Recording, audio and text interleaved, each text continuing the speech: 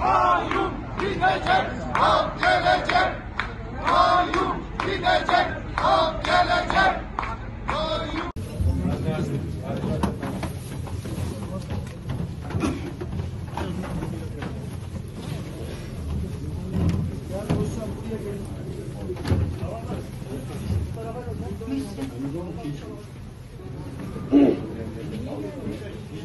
Bilsinler ki Bahçesaray'ın halkı biziz. Bahçesaray halkıyla birlikte dimdik ayaktayız.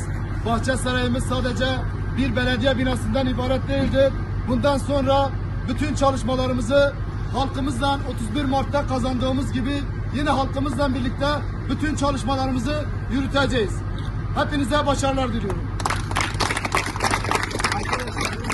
Özel telefonlarınızla çekim yapmayın. Bu kanun bir şey değil. Halkımız 31 Mart seçimlerinde sandığa giderek Bahçesaray özelinde Van genelinde 14 belediyenin tamamını bütün baskılara rağmen, devletin bütün zor şiddetine rağmen, AKP'nin devletin bütün imkanlarını kullanmasına rağmen başaramadığı seçimi yine kayyum gaspı ile el koydular.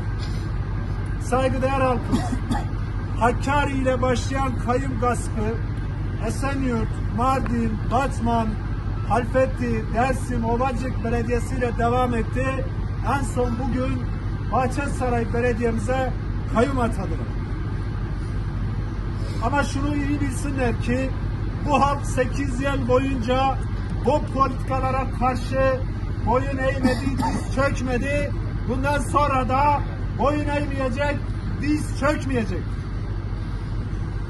Siz yıllarca politikalarınızla Bahçesaray halkını zaten yoksullaştırdınız.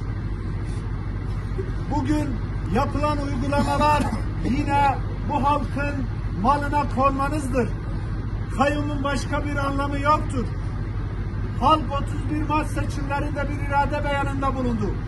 Eğer siz bu halkı tanımıyor, o halkın iradesini tanımıyorsanız o zaman sandıkta kurmayın. Demeyin ki bu ülke anayasayla yönetiliyor. Tam tersi. Bu ülke şu anda anayasayla yönetilmiyor. Anayasada belirtilen çerçevede adaylarımız seçime girmiş, seçimi kazanmışlar. Ama bugün başka bir zor aygıtıyla, kayyum zoruyla belediyelerimize el koyuyorsunuz. Kayyum efendi, size de sesleniyoruz. Siz buranın mülki amirisiniz. Devletin bütün imkan ve olanakları elinizde. Şu saate kadar, şu ana kadar siz bu ilçeye ne yapmışsınız ki belediye kayyumu olarak ne yapacaksınız? Bahçesaray halkının yıllardan bu yanadır çekmiş olduğu çileyi, sorununu çözdünüz de mi gelip kayyum oluyorsunuz? Siz Bahçesaray'ın yol sorununu, ekonomik sorununu, işsizlik sorununu, sağlık sorununu, eğitim sorununu çözdünüz de mi gelip belediyeye kayyum olarak oturuyorsunuz? Hayır, hiçbirini çözmediniz. Tam tersi işte bu kayyum politikalarla çözümsüzlüğü derinleştiriyorsunuz. Nasıl 8 yıl boyunca bütün belediyelerimizi büyük borç bataklarına batırdıysanız Bahçesaray'a yeni bir tehlike bekliyor. Bahçesaray halkının sofrasında kısıp cebinde ödediği vergileri ona hizmet olarak geri getirmiyorsunuz. Tam tersi ağalarınıza, beylerinize, paşalarınıza peşkeş çekiyorsunuz. Bahçesaray halkı bunu çok iyi biliyor. Kayyumun yarın burada kendi yandaşların cebini nasıl dolduracağını en iyi Bahçesaray halkı biliyor. Onun için bu halkın seçmiş olduğu belediye iş başkanlarımız Melahat Benek ve Ayvaz Hazır bu halkın iradesidir. Bu halk seçmiştir. Ancak bu halk görevden alabilir.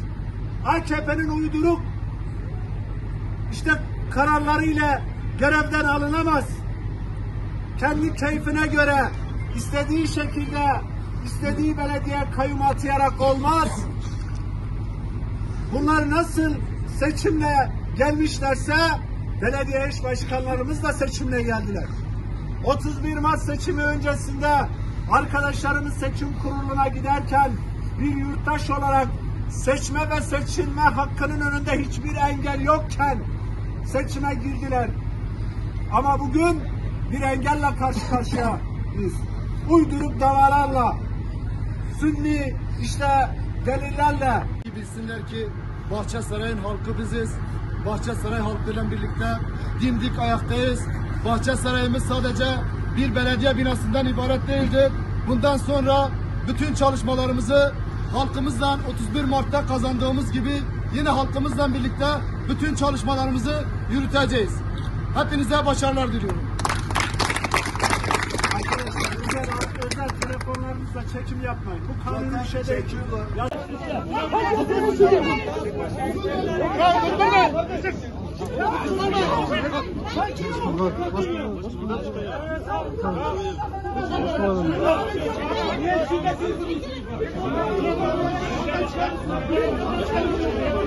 Başka tıksak ha?